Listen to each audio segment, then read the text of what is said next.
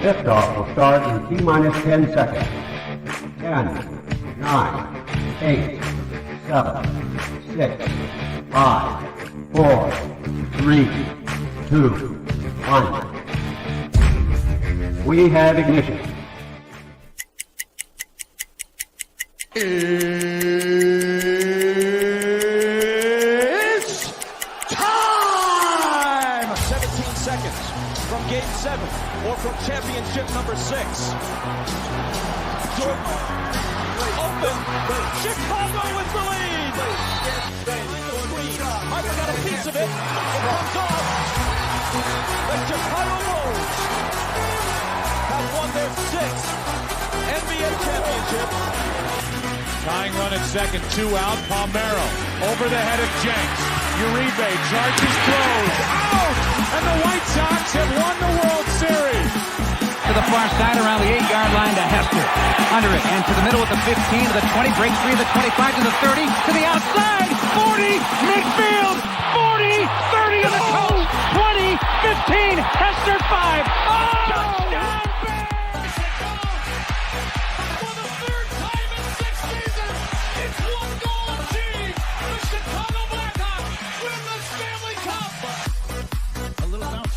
Toward Bryant. He will glove it toward Rizzo. It's in time. And the Chicago Cubs win the World Series.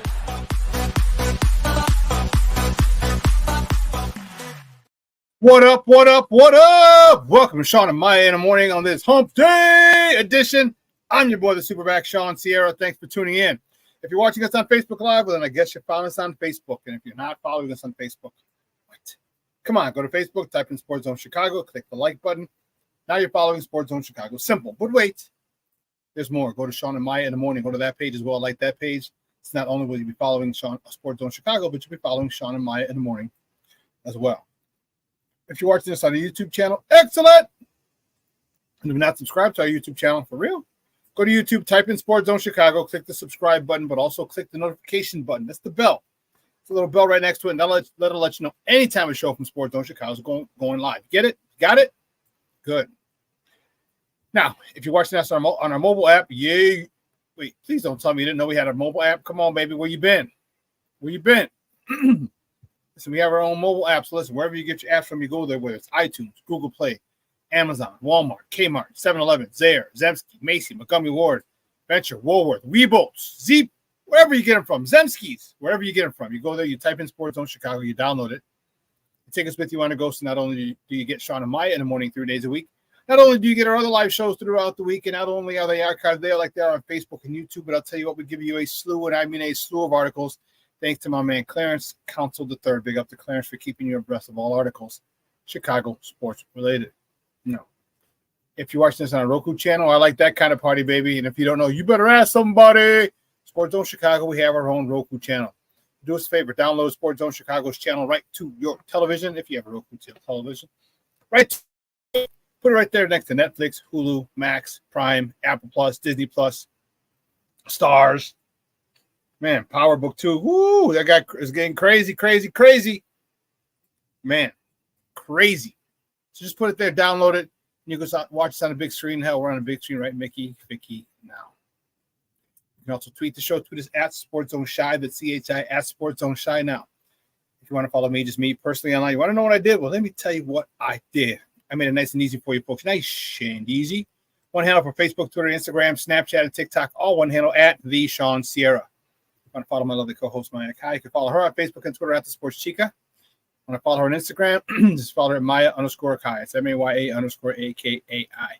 Man, we got a busy show for you today, but I need you to get interactive. So whatever platform you're watching us on, leave a question or comment on that platform. It'll come up here in the thread. We'll put it on the screen. We'll incorporate it into the show. And that, my peoples, is what makes this the best Chicago sports, the morning Chicago sports talk show around. And that's you.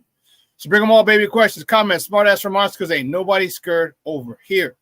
Like The Rock said, baby, don't sing it. Just bring it.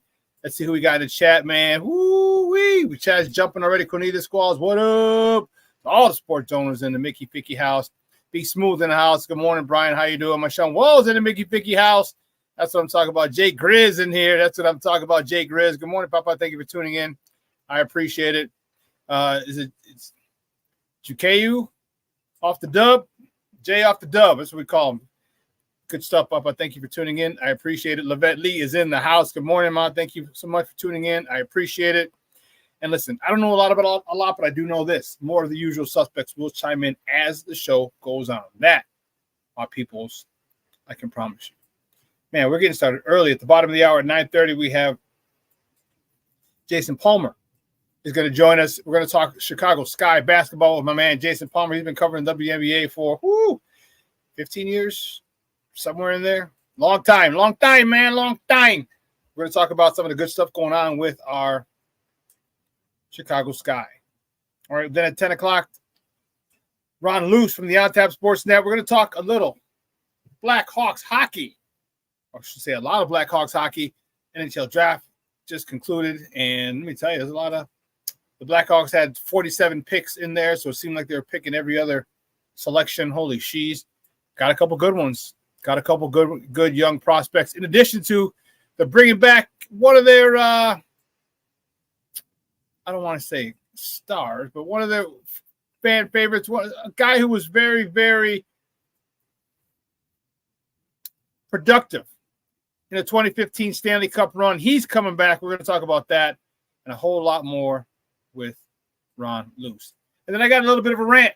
I'm a little bit annoyed today. Jerry Reinsdorf. Yeah. Not happy with some of the stuff that is going on. Oh, snap. Black Diamond's back in the house. Good morning, Papa. Thank you for tuning in. I appreciate it. Plank, bear down, baby.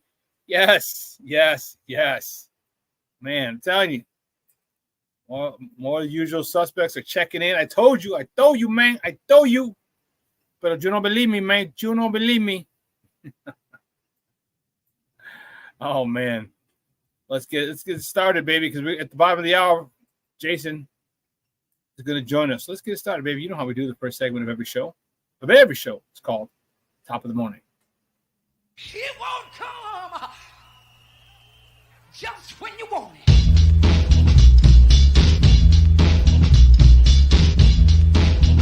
Top of the morning to you. Top of the morning to you. Top of the morning to you.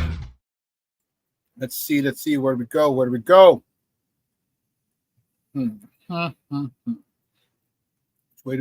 way do we go? Here we go. We'll start with these guys. These guys over there. I'm true with these guys right here. The Cubs fall to the Philadelphia Phillies 6-4 at Wrigley yesterday. Man, Hayden Wesneski having a rough one, man. He got the loss. He's 2-5 on the season. He went 5 innings, 5 hits, 5 earned runs, 3 walks, 7 punch-outs. Cody Bellinger, 2-for-4 with a double, his 14th. Also drove in his 35th run of the year. Mr. Outcast himself, Seiya Suzuki, 2-for-4 with a homer, his 11th, driving in his 32nd, 33rd, and 34th RBIs of the year. I don't even know what to say. But the Cubs will host the Phillies again today at Wrigley Field. First pitch is 7:05 Central. Zach Wheeler is on the bump for Philadelphia. He's 9-4 with a 2.73 ERA. Going up against Shota Imanaga, who's 7-2 with a 3.07 ERA for the Cubbies. Shota's got to show out. Shota has to show out. Shota has been showing that he's a little human lately, and he's got to do. They need him. They need him big time. They need an outstanding performance and just hope the bullpen doesn't blow it. They just hope the bullpen doesn't blow this particular lead. Well, the next top of the morning topic here. The White Sox ball to the Cleveland Guardians yesterday over at the Mistake by the Lake. That is Cleveland. They fall 7-6. Chris Flexen, he got no decision. He went 6 innings, 6 hits, 6 runs, 3 of them earned. A walk, 3 punch-outs. Lou Bob, my man Lewis Robert, 2-for-4 with a homer, his 10th. Driving in. He also drove in 4 RBIs total yesterday, 15, 16, 17, and 18 RBIs of the season. Lenny Sosa was a man of the hour, tower of power, 2-for-4 with 2 doubles, 6 and 7 doubles of the season, driving in his 12th run of the year. And Andrew Vaughn was 1 for 4, hitting his 11th homer, driving in his 40th RBI of the season. Sox are back in Cleveland tonight. First pitch is 5:40. You can catch that game on NBC Sports Chicago or their flagship 1000 AM 1000. Eric Fetty's on the bump for the White Sox. He's 5-3 with a 3.23 ERA, going up against Gavin Williams, who's making his season debut. Some good news from White Sox camp. Peep this. Peep this.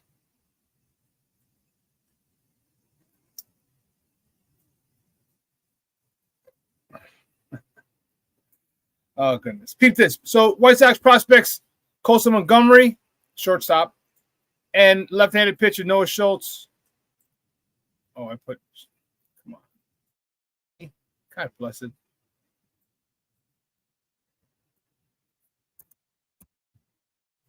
There you go. You got fat fingers.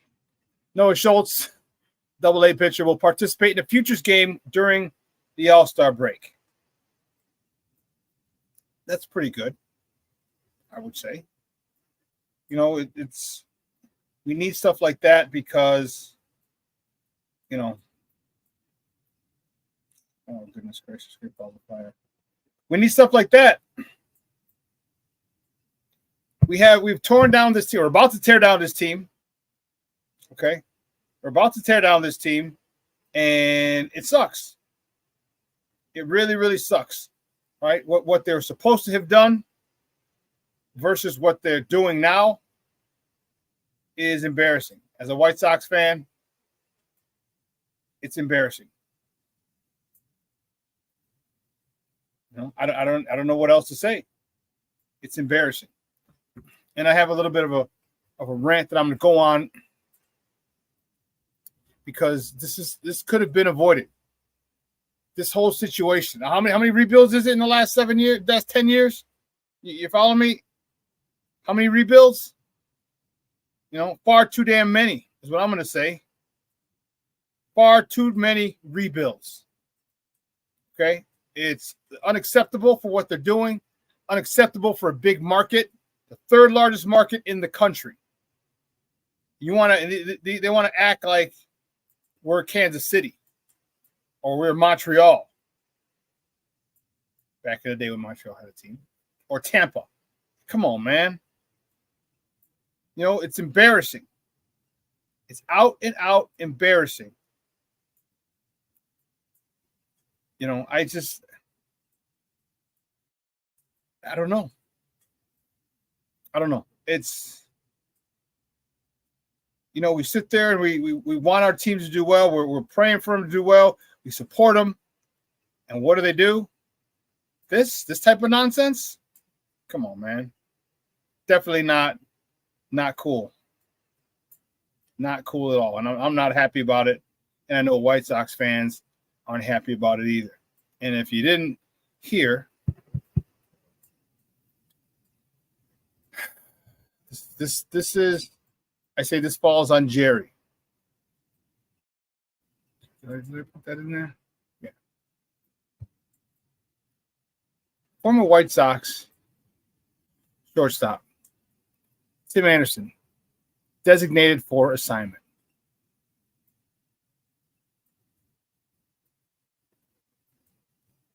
He's designated for assignment, which means they cut him. So his baseball career is hanging on by a thread. Hopefully he gets picked up by another team. But that was the purpose of this season, was to kind of rebuild his value, so to speak. We signed a one-year deal with Miami. And for me, this falls flat mental in the lap, calls directly in the lap of Reinsdorf. All right. You know, back a few years ago, They had Rick, Ricky's boys don't quit. Ricky boys don't quit. Okay. And they decided to go a different route with Ricky. All right? I know Ricky doesn't ever want to see a step foot in Chicago again. He doesn't even want a layover or pit. He got screwed over by the Cubs. He got screwed over by the Sox. But at that particular point, they brought in Tony La Russa. And that's where it all happened. It seemed like they were doing too much. they're the young, exciting bunch of baseball players, brash, unapologetic, cocky, and improving by the day. Improving by the day. And it seemed like bringing in Tony, and there was a lot of talk about, the culture is going to clash. Tony's old school. These guys are new school. And I think they both overcompensated trying to respect each other, trying to be cool, trying to be down with each other.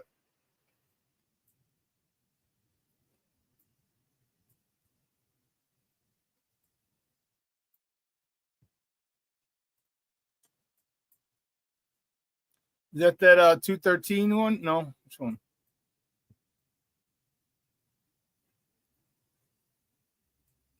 Let's see.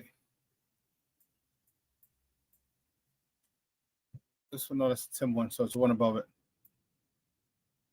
Yeah. Wow. Thanks, Steve-O. Here's a 2021 in ALDS, game 1. Okay. This is the lineup from literally 3 years ago. Tim Anderson, now he's unemployed. Yo Moncada, hurt.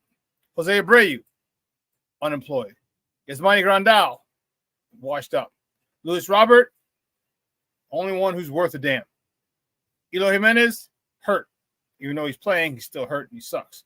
Gavin Sheets doesn't really move the needle for anybody. Adam Engel, out of baseball. Larry Garcia is in AAA.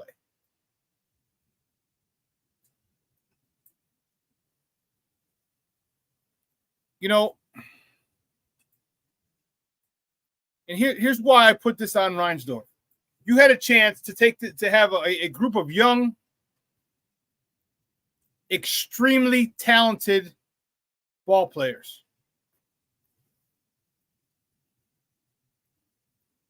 To be managed by a great manager by the name of Ozzie Guillen. But instead, you meddled in affairs, again showing that you got no business meddling in affairs, even though you own the team. You have no business meddling in affairs because you screw shit up. You jack everything up. And here's why Ozzie would have been the best choice. One, he gains automatic respect, immediate respect. Why? He's got 2 World Series rings. One with the Marlins as the third base coach. One in his home organization, the Chicago White Sox, as their manager. So he has gravitas and automatic respect from jump.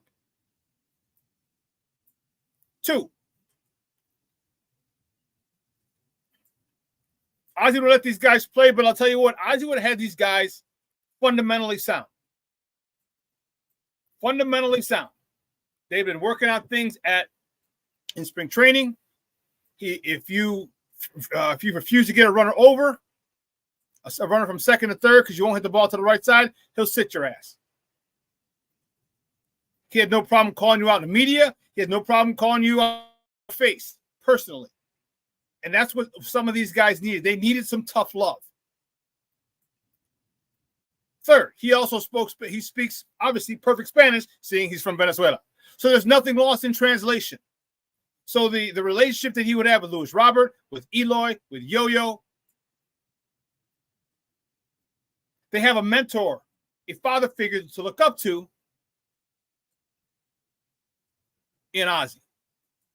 And the thing that I love about it is he's not going to favor them. He's not going to kiss their ass because Yo-Yo was the number one prospect coming up, number one minor league prospect, and Eloy was another prospect, and Lewis Robert was a huge prospect. Ozzy wasn't going to kiss their ass at all. Ozzy was going to work them.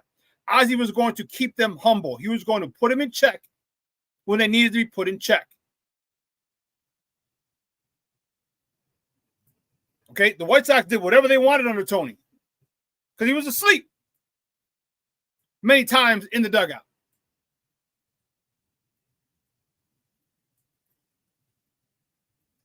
There's the fun. If you just listen to Ozzy the way he talks, the way he knows baseball, that's all he knows.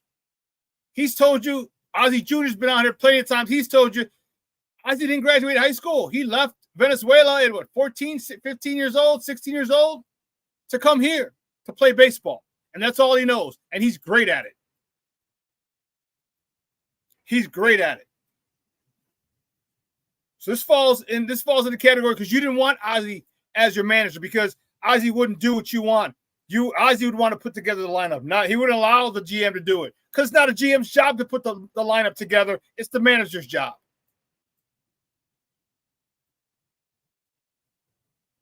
But Ozzy's too much of a firecracker. He's too much of a wild card. No, you know what he is? Ozzy's a winner is what he is. And he will not be controlled by anybody, and that's what they didn't like. That's what they didn't like, that he could not be controlled. But instead, and I'll tell you what, Ozzy would have talked to some of these players. He talked to Bobby Jenks about their personal issues. I know Tim Anderson had some personal issues. Okay, we all know it. All right, his best friend, the godfather of his daughter, was murdered back in Tuscaloosa. That affected him. Then he had an extramarital affair that resulted in the birth of a child. That affected him. Ozzy would have helped him deal with a lot of these things. Tim looked like he had no guidance. And Ozzy would have been there as a manager, but also as a father figure for Tim. I'm telling you, he did a lot of stuff with Bobby Jenks that a lot of people don't know about. But his players could always come talk to him. And if you don't think that these players would have come to him English or Spanish or whoever, you're crazy. Because Ozzy played the game, and Ozzy's not that far removed from the game. But you wanted to save money. You wanted to have a manager that you could control. You wanted a manager that you could control, and that's the problem. Which means you didn't give a damn about these guys, these players as people. They're just commodities to you. And I'm not saying, poor Tim Anderson. Yeah, he's got millions. He's fine. But it's not about the money. It's about wasted talent. It's about wasted talent. And if you cared about your players, don't show me the loyalty to them when players are good. Show me when guys are having a rough time. When guys need help. Paul Konerko didn't need help. Frank Thomas didn't need help. Tim Anderson needed help. He needed somebody to sit his ass down and say, hey, grow up. You cannot let what happened on the off the field affect your on-field performance. Ozzy would have had him in check. Ozzy, and I'm telling you, the respect that Ozzy garners, unparalleled. So this could have been a whole different story had you hired Ozzy after you let Ricky go. But you chose not to because you wanted a puppet. And Ozzy's nobody's puppet. And I think this whole thing with Tim Anderson could have been avoided. I think Tim Anderson is still on the south side as a shortstop. And you don't think Ozzy would have got on him about his errant throws, right? His mental lapses at times? You're damn right he would have. Because Ozzy's about the fundamentals. Ozzy wasn't a big-time, huge player, but you know what he was? Fundamentally sound. He's only a Gold Glove winner. It's not bad. But he plays fundamentally sound baseball where you don't hurt yourself. But you didn't want that. You didn't want that because he wouldn't let you put the lineup together.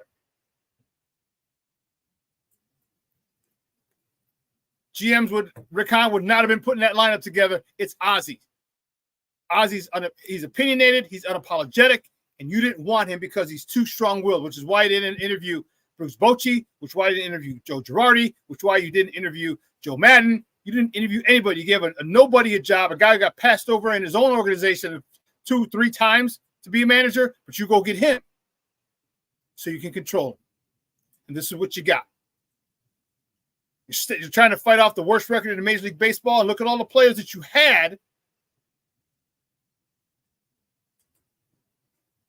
that because, and if you don't, and I'm telling you, people don't understand how important coaching is. Managing, coaching, whatever you want to say. People don't understand how important that is. And you're seeing it now with the White Sox. Look at all the players that have gone. I mean, Jose, he might be 45 years old. We don't know. He could damn well be. But this falls on Reinsdorf. A huge part of it falls on Reinsdorf because you wanted to maintain control. You didn't want a World Series manager because he's a firecracker.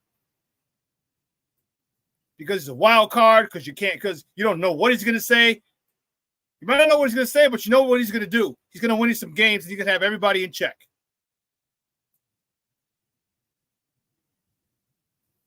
So there will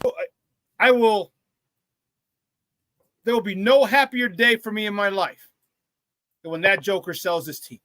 Or put it this way, when he is no longer in charge of that team. Whether God says, hey, come home with me, or he decides, or says, hey, you know what, you need to step away from this thing. As soon as he's gone, I will be a much happier White Sox fan, as will White Sox Nation.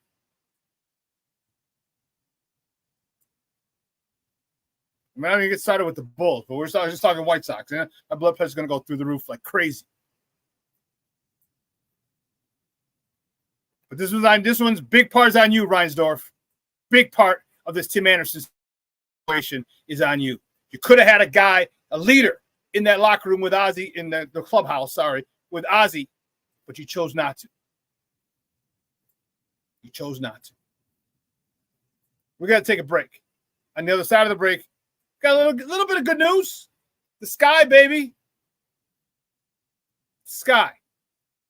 A lot of good news coming from my man Jason Palmer is going to join us on the other side. We're going to talk Sky basketball, some of the good stuff that's happened.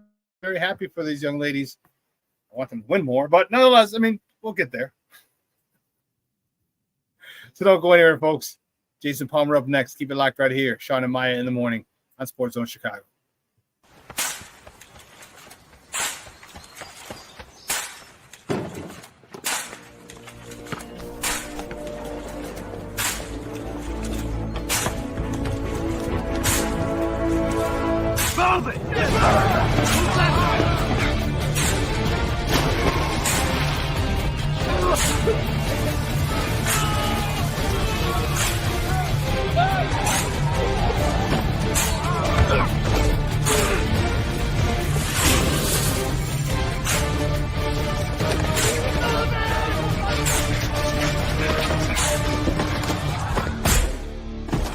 Many will hear the calling.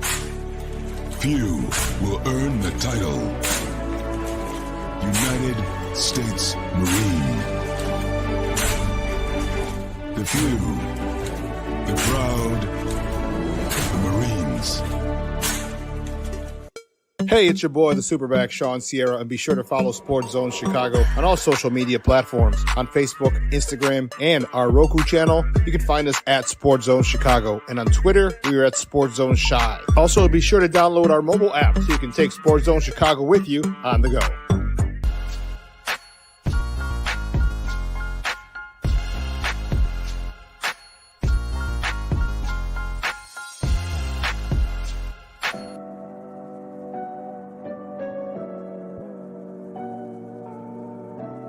How do you take care of your mind health?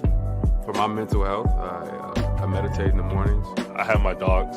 They're the best. I just find ways that help me just relax. Finding things that make me happy, like being close to my family. I meditate a lot and read books. I have hobbies outside of the game. I'm able to switch off. I'm able to turn my brain off from the game of basketball. Your mind health matters. Your mind health matters. We are looking for a few heroes, mentors, trailblazers, innovators, a passion to change lives, spark curiosity, open hearts, and awaken minds, help students answer the question, who am I? This could be your calling, but this is no job. It's the journey of a lifetime. Be a hero. Be a teacher. Mental health and learning disorders don't discriminate. 1,000 career points Friday against the Sun. That drive and layup falls for Kennedy Carter. Thought about retiring last season. We sure are glad that she didn't here in Atlanta. Off the roll, there's the first bucket for Angel Reese. Company that Angel Reese finds herself in, not midway through her rookie season. The seal and the score, that time from the veteran Isabella. A lot better than that from the free throw line. Always gives you an uneasy feeling if you're a coach. The pull-up falls and one diamond to Shields. Took the contact in flight from Jones. Yes. Yeah. Thought about the transition three and said Evans can't leave her open. She rains down another one, and the Sky retake the lead. They know they need her energy. Ray chiseling over the screen on Carter, who finds the Shields, who finds the three in the corner, and we're tied again. Woo-wee! I love it, baby. Those video courtesy of the Hugh or CBS Sports. Those are our girls. The Chicago Sky yesterday with a big 85-77 victory over the ATL Dream. It was all a dream. Girls, big game yesterday. And one of the things that I didn't get to talk about on the top of the morning because I was in that rant about Reinsdorf. A couple of things. Caitlin Clark, our girl, collected her 11th consecutive double-double. She is now that's the new record. I'm so proud of her. Okay, and here's why. You know, she got a lot of flack. Her game's not going to translate this and this. She's got really no real post move, no this. She's got heart. You know what she's got? She's got grit. All right, you can tell people who grow up a certain way. Okay, she grew up a certain way in the streets of Baltimore. Okay, just like you get, you know, her mentality is that of like the Derrick Rose. All right, she's a go-getter. She's going to get it done, period. She got it done at LSU, winning a chip. She's getting it done here. New WNBA record, 11 consecutive double-doubles. And then yesterday,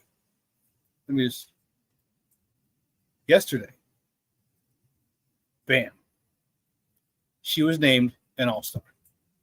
I cannot tell you how proud I am of her.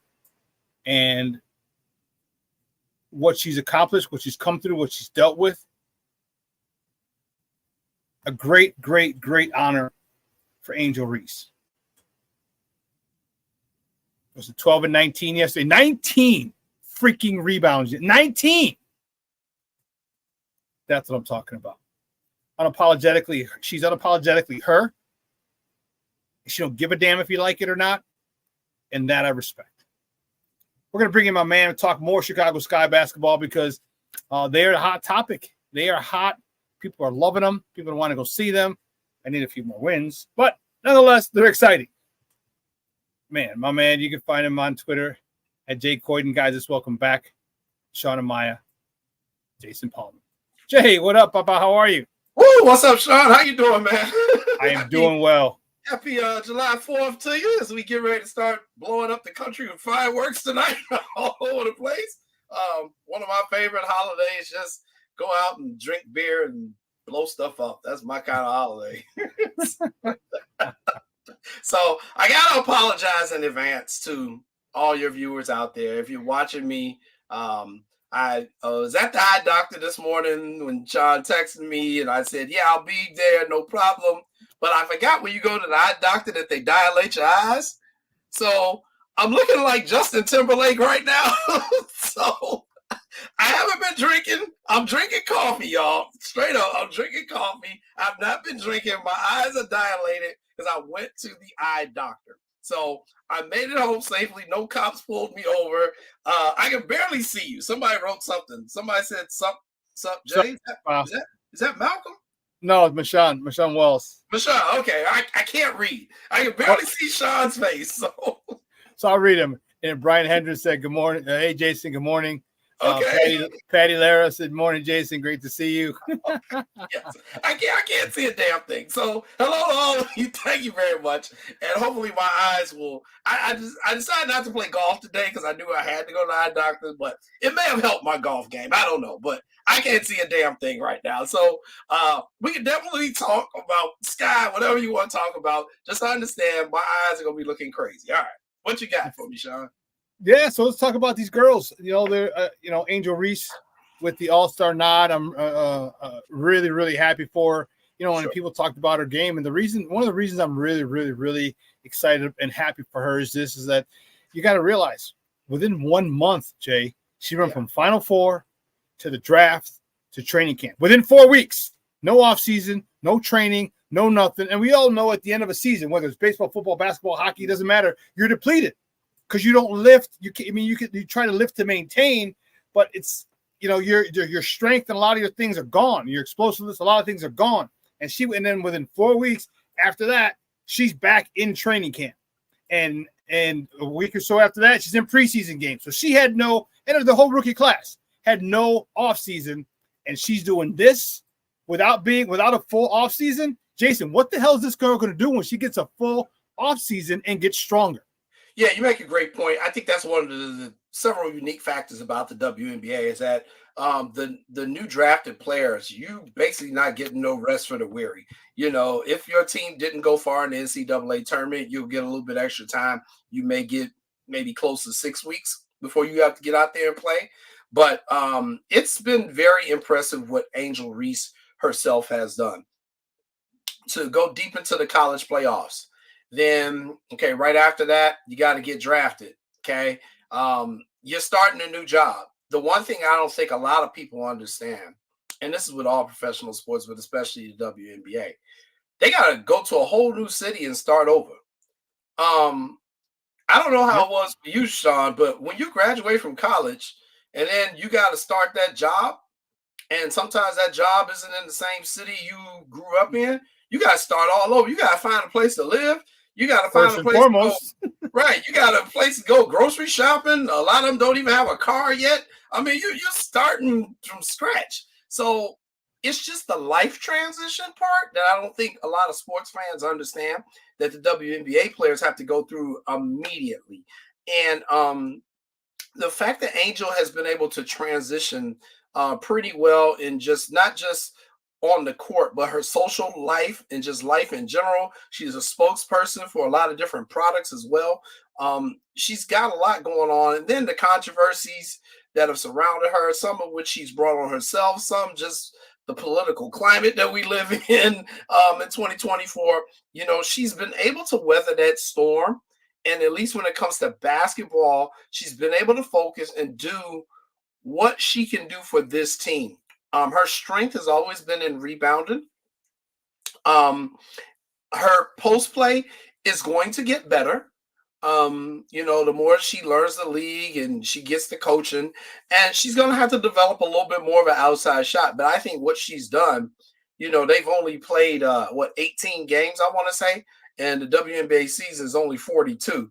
So, I think she's done well for her first 18 games in the league, starting over in a brand new city. And let's be honest, Chicago ain't an easy city. I mean, how we are, how we get down. And, I think last time I was on, I said I really needed the Sky to take advantage of just the situation with Chicago sports. At that time, we knew the Bulls wasn't going to do nothing. The Blackhawks are rebuilding. I knew the White Sox were going to do what they would do. I'm a little surprised with what the Cubs have done. I thought they'd be a little bit better. But I said the Sky have actually an opportunity here to capture everyone's attention in Chicago because we ain't trying to pay none of these other teams no attention. So I said then they got up until Bears training camp to really make an identity, to really get a footprint in the city. And I think they've done very well with that, Shawn. I think that the Sky have done very well with that. They have benefited by publicizing Angel a lot. And Kennedy Carter doesn't get enough credit. Freaking stud. While yes, Angel has done well, and Angel's going to get all the hype, Kennedy Carter is the MVP on that team. Kennedy Carter was actually an all-star. She's actually an all-star the way she's been playing, but we all know that gets real political. But Kennedy Carter, without them, without her, I don't know if the Sky have won as many of the games as they have. Just in my evaluation of watching them, Carter has really been the offensive threat on that team. So much so that they had to move Dana Evans to coming off the bench. And I think Coach Witherspoon deserves some credit too, in that she wasn't afraid to make some moves, some bold moves.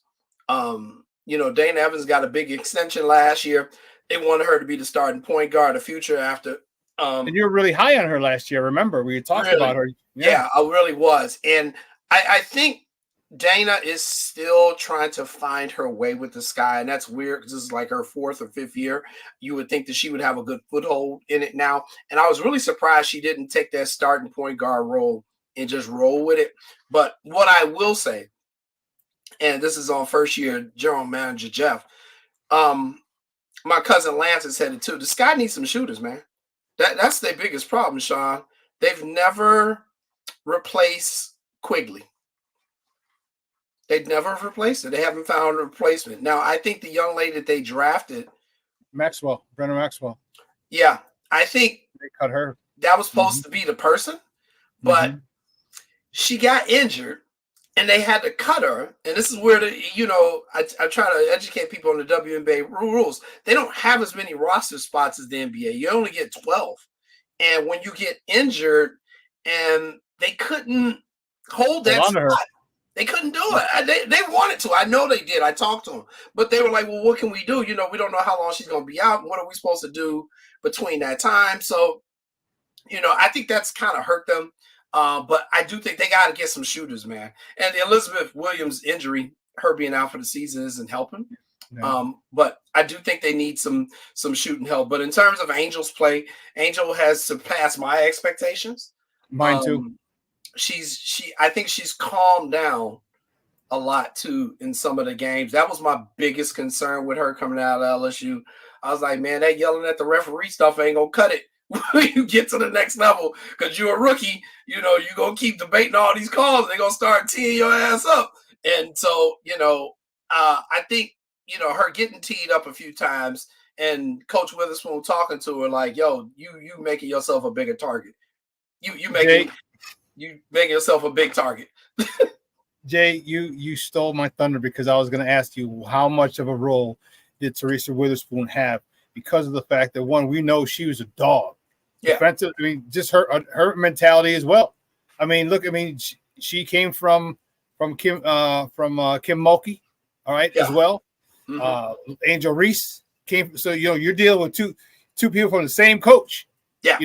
And that was going to be my next question. How much do you think that she said, hey, look, you can't be doing this nonsense. You can't be barking at officials. You can't be, you know what I mean? Like, I need you to play, and I can't have you kicked out because you're mad because you didn't get a call. Roll the hell up. You know what I mean? Right. I think, talk about how good Teaspoon is for this team. Her mentality and everything that goes along with it. So let's talk about that, and I'll just bring it straight out with you. What happened was with the incident when Kennedy Carter got body checked, or when she body checked Caitlin. She hipped her. She hipped her. Whatever we want to call it. Caitlin's like, oh, come on, Caitlin, stop being LeBron. Angel jumped off the bench to celebrate it, and then there was this whole big thing, and then the Sky didn't make Angel available to the press that game, which was another bad move. Yeah. What happened basically, and this is why I say the press is very important in all things in life. The press went in on the Sky. The press went in on the Sky real hard about that. Like, how are you not going to make Angel available on the game when she's playing Caitlin Carr just because y'all lost? And the Sky got fined for that. Yes, they did. You know, they got fined for that. Mm-hmm. And it was a failure on the part of Scott. It was a failure on part of Kennedy Carter for not having discipline. It was Angel's fault for jumping up off the bench. So I think they had a come to Jesus moment after that as an organization and said, hey, we got to do better than this. And I know Witherspoon talked to Reese and basically was like, yo, I need you in the game. Like, I can't have you getting all these texts, because if you start getting this reputation and you turn into the Draymond of the league, that's how they going to treat you. Yeah. That's how they going to treat you. And, you know, I'm a sports official. I'm telling you, once you get a reputation, it's not that I'm going to pick on you, but I'm going to notice you more. I'm not going to give you the benefit of the doubt on stuff because you already, your reputation precedes you. So I think the organization had a come to Jesus moment with not just the players, but they had to have a come to Jesus moment with the media, with the Chicago media, because we were on their ass. Annie from the Sun-Times was on their ass, the guy from the Trib, because we were like, look, we, you know, especially me, I've covered this guy for 19 years. 19 years. And I'm like, how are you going to like not make Angel Reese available when we all here on one of the biggest games? So I think the organization had some maturing to do. I know Angel, you know, being a rookie, you know, I tell everybody, people were kind of going in on it, and I gave her some grief for some of the stuff. I'm like, you know, even a regular job, you get a 90-day probation period. God damn, why y'all going in on a girl like this? You know, it's 90, it ain't even been 90 days yet, Shawn. And, you know, so I think, you know, the organization is taking some steps. Witherspoon is really the rudder, I would say, that's guiding that ship. She's taking control of it, and she's doing a great job. I think she's made some mistakes too with some of her rotation fits. Remember, this is her first head coaching job. So you got a new GM, you got a new coach, you got your most high-profile player as a rookie. Everybody's new at this. Everybody's within a 90-day probation period. So I'm trying to give everybody the benefit of the doubt. And I think the fans are kind of understanding of that. And the record is speaking to how far they really do need to go. But, yes, Witherspoon has played a key role. She's talked to Dana Evans about when she had to move her out of the starting lineup. Dana is actually the team's best spot-up shooter, which – you know, you don't really want a person who's a point guard to be in that role, but that's just the situation they're in. And I think Dana's accepted it. She came off the bench yesterday with a big 16 points to get the win over the Dream. So, you know, I like that they're making adjustments, that they're learning from their mistakes and trying not to repeat them and put themselves in a better position. And I just want to see them finish out the season very strong. We knew this was not going to be a championship caliber team. Doubt that they would make the playoffs, but, you know, we just want to see the progress. And then you're going to add stuff to it, you know, in the years to come. But Witherspoon, I think that was a great hire. I do too, guys. We're joined by Jason Palmer, who's covered the Sky. And we're talking Sky basketball here on Shawn and Maya in the morning on Sports Zone Chicago. Talk to me about Camilla. Back. You know, she had double digits rebounds yesterday. She had 10 boards. Just love her. But what does she need to do moving forward? I personally think, Jay, I think she needs to lose a little weight and get in better shape. Because she doesn't have a problem getting up and down the court, but she lumbers up and down the court. All right. And it's not that she's slow, or she goes up the same pace every time. So it's not like she's so for me, I'm like, okay, she just needs to lose a little, she needs to change her body composition. Yeah. But she can't do it. She can't do it from when there's no off season, right? So that was a big thing. And you know, they're flying around, they're eating good dinners, and everything, and then they got to go to training camp. So, but what else do you think this girl needs to do? Because she wasn't joking when she said she knows Angel can rebound. She knows damn well she can rebound. Those two girls in shape, man, that's gonna be a formidable duo. That's gonna be like Ewing and Cartwright back in the Knicks days. Right. What do you think she needs to do for next season? So I think you kind of answered your question. I think Cardoso needs time. I think she needs time. I think that's the thing that we don't give people enough in the world today. Time. We look at their potential and say, okay, this is where they should be right now. Right. Don't work like that. They got to grow. You know, when you plant the plant, you plant the seed, you water it, you fertilize it, you get it to sunlight, then it grows. But it takes time to grow. It ain't gonna grow instantly, no matter how much sunlight, water, and fertilizer, and turning the dirt over that you do.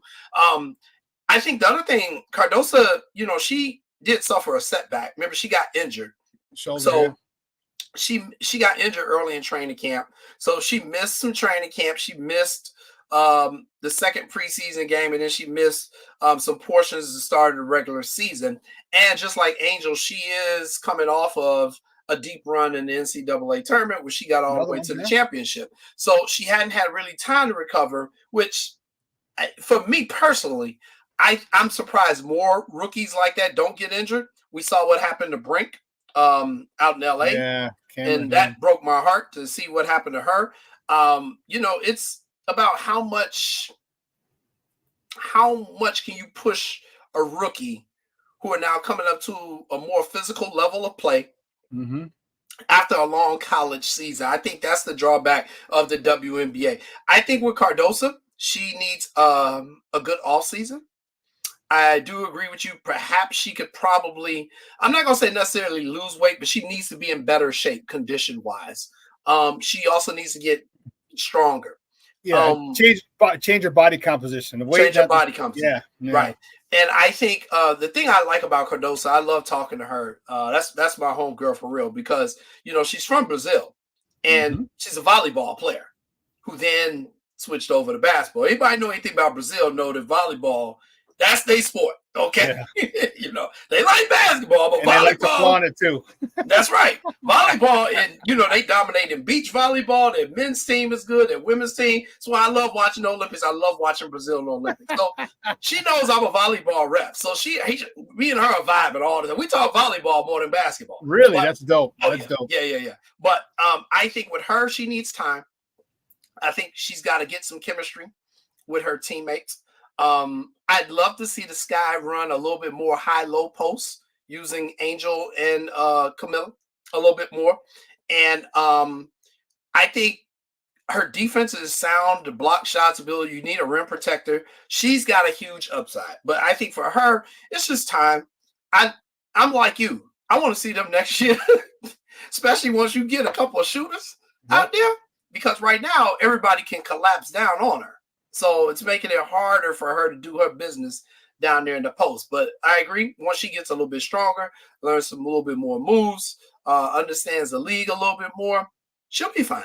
She'll be fine. I think that's the thing with all rookies. We gotta understand they're traveling to new cities that they've never been to and arenas they've never been to. They're doing more media than they do in college. It's a lot. So Cardosa and Reese are going to be a hell of a tandem, and the Sky are very lucky. Especially when because they got championship pedigree, both of them. Right? Yeah. They just need an off season, one, to let their body recover, but two, to get stronger. Because it ain't stopped Angel Reese. Angel Reese is in there, boy. She's drawing and ones like a son of a gun, and I'm like, that's that grit, right? That's that mentality that I love. That's one of the biggest reasons Chicago loves her. Because she's down and dirty in the post. With some girls, a lot of times girls are 6'4" and taller than her, bigger than her, stronger than her. But it doesn't matter. She's going in there getting rebounds. She's going in there getting and one. She's going, you know what I'm saying? She's going in there blocking shots. That's the thing that one of the and let's be honest, she's easy on the eye. She's a very beautiful young lady. So you see that and that grit, and that's what Chicago's know. We're a hardworking city. You get a girl who comes in or a player comes in and they're busting their ass like that. That's why we love Rodman so much. He didn't care about him marrying himself and the crazy colored hair. You know why? Because he's out there getting rebounds, 15, 16 rebounds a night, annoying the hell out of Shaq and all everybody else and getting them texts. All right, because he was doing all the dirty work. Angel's doing all the dirty work, and she's getting points and she's getting rewarded for it. And I think that's why her and Chicago are a perfect fit. I love it. Yeah, and again, Shawn, I just think they're gonna have to figure out what they want to do with Mabry. Just building the chemistry around who's going to be their core. We know Cardosa, we know Angel. Can Evans still be a part of this? Kennedy Carter, I think, has proven herself now as a keeper. Oh yeah. You've got to build that core. Who's going to be your core starting five moving forward? But one of those people needs to be a shooter, and that's the biggest thing that they're missing right now. But like I said, give them time. Right now, we gotta watch them. We ain't got nothing else to watch in this damn city, So let's just watch them. One quick note on the All-Star game, the WNBA All-Star game this year. So it's gonna be a little bit different this year because this is also an Olympic year. So it's gonna be the Team USA against the WNBA All-Stars. So obviously there are gonna be people on Team USA who normally would be WNBA All-Stars. All right, okay, Kelsey Plum, Brittany Griner and all them. So it's an exhibition game anyway, but the role this time is to prep Team USA for the Olympics. That is the major objective of all these exhibition games, including the WNBA All-Star game. How I think it benefits the Sky is Angel Reese will now see what it's like to go up against the best of the best. Yeah. The best, and I'll be honest, the best of the best in the world, because the women's team is probably going to dominate and win the gold medal again. Why would you say that, Jason? They've only won 7 in a row. In the last 7 gold medals. So. Yeah, I pretty much think we're going to do that again. So I think that's what the prep is going to be, really for her and how she will benefit. But the WNBA All-Star game, I'm sure it's going to get some great ratings. The ratings continue to increase. The WNBA continues to get more sponsorship, which I know is a big thing for you. You've always talked about that. I'm constantly getting emails from the Sky. Oh, we got a new sponsor this. We got a new sponsor that. That's what it's about. It's about people buying the stuff. And again, Shawn, I say this as a person who covered this league for 19 years, that this stuff should have been done 15 years ago. And the Caitlin Clark, Angel Reese effect has forced the WNBA to do some things that they hadn't been doing in the past. And I don't care if it was before people weren't going there. There was still a lot of really bad business decisions the WNBA was making. And I think they've now been put on the hot seat, and the NBA as well, because they subsidize the WNBA. Right. And they're now starting to make more business decisions. Has nothing to do with the players, just simple marketing strategies that they were not doing. And now I'm starting to see them do that, and we're starting to see the benefits of it. And you just have to continue to grow the game and build up on that momentum, and just, again, just don't do stupid stuff. And you know what, Jason? And you know what? And that's why I was mad that Caitlin Clark wasn't on the Olympic team. And people were saying, oh, she didn't deserve it, blah, blah, blah. I said, I get it. I understand. Mm-hmm. But my thing is this. You want the momentum. I'm like, Christian Laettner didn't deserve to be on a dream team. Hell no. Okay? That was Shaq's spot. Exactly. And then people say, well, she's only going to play 5 minutes. I'm like, wait a minute. This women's team has won the last 7 gold medals. Okay? The starters aren't playing the whole game, which means Caitlin Clark is going to be in there. Caitlin Clark's jersey from Iowa sold out. Caitlin Clark's jersey from the Fever sold out the night she was drafted. Can you imagine what her Olympic jersey is going to sell? You know what I mean? It's unfortunately politics play at this level. Yeah. Politics is huge. It's not about who deserves it, who's this. It's about politics, and it's about making money. If you want to make money, and the WNBA, now you got this. Now you got her overseas hitting threes from the logo, hitting threes in people's faces. Now you open her to the international game, not just the national game. And I get it. She might not be one of the best 12 in the Olympic team. I get it, but she's the most popular. Can most people name the starting 5 of the Olympic team? Nope. But everyone knows who the hell Caitlin Clark is, and that's why you got to capitalize, and that's where they drop the ball. It's not about talent. At that level, it's politics. Politics is amount, and I think they dropped the ball. But don't forget that now you're asking her to go play more games without a break, because I don't know. I just think they dropped the ball, because I would have loved to have seen her drop hit a couple of half court threes, or step over half court threes with Olympic jersey on. And people are going to go nuts over her. Well, I mean, Shawn, let's keep it real. They're going to be playing like Lithuania. So, they're going to win by 80. So, what's the point? I agree with you. And here was my point on it, that I thought Diana Taurasi shouldn't have been on this team. This is her 6th. Because she's 60? She's right. She's 42 years old. This is her 6th Olympics. Girl, you've been there. And we don't really need you to win. You put Caitlin Clark on that team. You remove Diana Taurasi. You let Clark do that, you're going to build up even more goodwill for the sport around the world, not just in the United States, but around the world. You put her on the team. Now, and here's my drop the mic on that comment, because Create Hustle. I got another guy behind you. Because people were complaining that Bronny James got drafted. We know that was a business decision. Look what the jerseys are doing for the Lakers. And the same people who said, well, they should do it because they're going to sell that, were the same people said Clark don't deserve to be on the team. Make up your damn minds. Make up your damn minds. That's all I got to say to people. All right, Shawn. Thanks, man. Hey, great stuff, buddy. I appreciate it, man. Soon. All right, talk to you soon. Guys, that's Jason Palmer, one of the hosts of What's Up, Cuz. Man, talking Sky basketball. Man, he was on point. When he brought up Bronny James, that was on point. Everyone's like, ooh, yeah. Oh, never mind. Yeah, damn right. So here's what we're going to do. We're going to take a quick break. On the other side of the break, my man Ron Luce is waiting. And we're going to talk we're going to talk a lot of Blackhawk hockey. We have to go through all 47 draft picks that they had. It's going to be a minute. All right? There, folks. Keep it locked right here, Shawn and Maya in the morning on Sports Zone Chicago. Hey, it's your boy, the Superback, Shawn Sierra, and be sure to follow Sports Zone Chicago on all social media platforms, on Facebook, Instagram, and our Roku channel. You can find us at Sports Zone Chicago, and on Twitter, we are at Sports Zone Shy. Also, be sure to download our mobile app so you can take Sports Zone Chicago with you on the go. Time out. How are you feeling right now? Happy? Excited? Angry? Overwhelmed? One of the best things you can do for your mind health is to name what you're feeling. It can sharpen your awareness and help you talk about your feelings with someone you trust. Here are 3 questions to ask yourself. Where are your thoughts right now? In the past, the present, the future? Do you notice any sensations in your body? Is your heart beating fast? Is there a flutter in your stomach? Or are you fully relaxed? What do you need right now? Time with others? Time to yourself? Remember, there's power in this awareness. So find ways to identify what you're feeling today.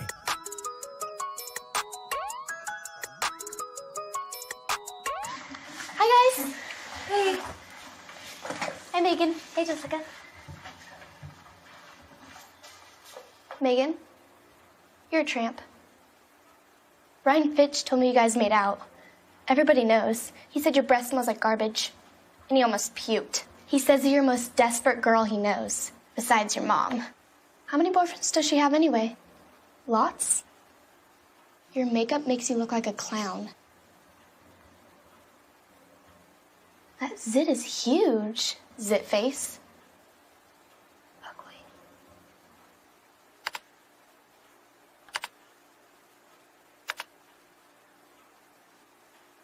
Six for his last 12 with 2 doubles and a homer. Andrew Vaughn lifts it high in the air to left center. Back at the wall. A monster shot for Andrew Vaughn. He had a red-hot June and July getting off to a good start. White Sox take a 1-0 lead here in the first. And Andrew Vaughn is cooking. Bottom of the first. 3-2 coming. Swing and a miss, strike 3 on a fastball. First strikeout for Flexen. The order will turn over to Luis Robert Jr. And Robert, it's a deep drive left field, and it is gone. I think it got over that yellow line. It's a 2-run homer. The ball actually came back onto the warning track, but I think it hit a railing that is actually beyond the barrier, that high left field wall. It's 3-3. Welcome back to Shawn and Maya in the morning on Sports Zone Chicago. Those clips courtesy of NBC Sports Chicago. And Lewis Roberts going to not throw the ball home on the final out with the runner on third.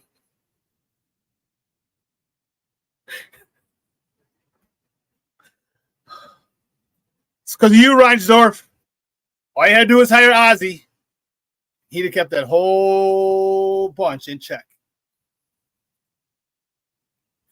Yeah. I know there's a runner on third. It's kind of deep, so I won't even throw home. I know we lose the game, but it's all right. I wouldn't have got him anyway.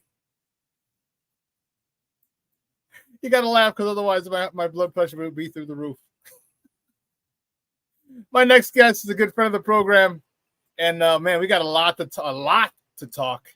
The NHL draft was last week. Free agency has started. We have quite signings to talk. And, man, you can find he's with On Tap Sportsnet. You can find him on Twitter at Loose on Tap. Guys, just welcome back to Shawn and Maya, Ron Loose. Ron, what's up, Papa? Good morning. How are you? Good morning, Shawn. I'm doing well. How are you? Well, I'm doing well outside of baseball because just like you, my team is also a dumpster fire as well. So we can be in the same boat and cry together over Chicago baseball. Oh, my God. It is unbelievable what the hell's going on with both sides of town. Like, so at least I get to tease Cub fans. Like, you were supposed to be good. We were supposed to be. I think that's what makes it worse, if I'm being brutally honest. It's like there was expectation behind the Cubs. At least everybody knew going in that, like, the Sox weren't going to be good this year. So at least you didn't have to have these high expectations.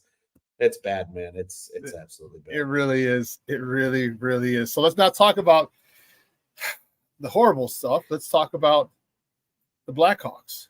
Draft, very, very, very, very good draft. We'll be on until about 3:00 when we go through all 72 picks that they had. But let's talk about their first overall pick. How happy were you with their first overall pick, number 2 overall? I like the Artem Levshinov pick. I feel like I was probably one of the few people early on that was like, I think they're going to go defense because at the end of the day, it's a lot easier to acquire a scoring winger than it is to develop a franchise defenseman. That's just the nature of the beast. That being said, though, I liked Kyle Davidson's process. I liked his aggressiveness. Right, there was the reports he tried to trade up back to number 4 to go get Demidov as well and appease everybody. But them getting Levshinov, I think it's a good pick. He's a guy that's probably not going to help this team this year, and that's completely okay. I think that's the best case scenario for him is just to continue developing. But when you hear the team saying that Levshinov is behind the curve of where he probably should be, and he's still good enough to be the number 2 pick in the draft, that just shows what kind of upside he has as a player long term. So he's only 18 years old. He's got plenty of time to develop into his own skin.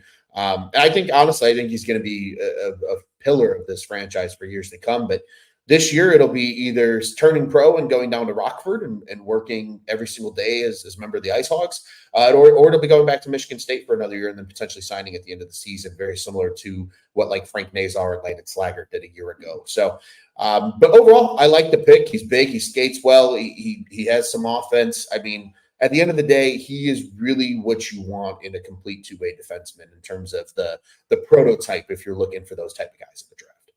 Yeah, and that's a great thing. He's 18 years old. And imagine 5 years. A lot can happen at hell. The Blackhawks won, that was 6 seasons, but still, almost 3 cups in 5 years. All right? The kid will only be 23 years old. Yeah. Still not even in his prime. Not even in his prime.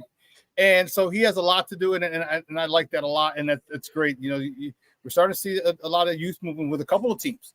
All right, with the team over on Madison. Thank God. It only took you. Let's get younger and more athletic and sign Dwayne Wade. That's a whole nother story. I digress.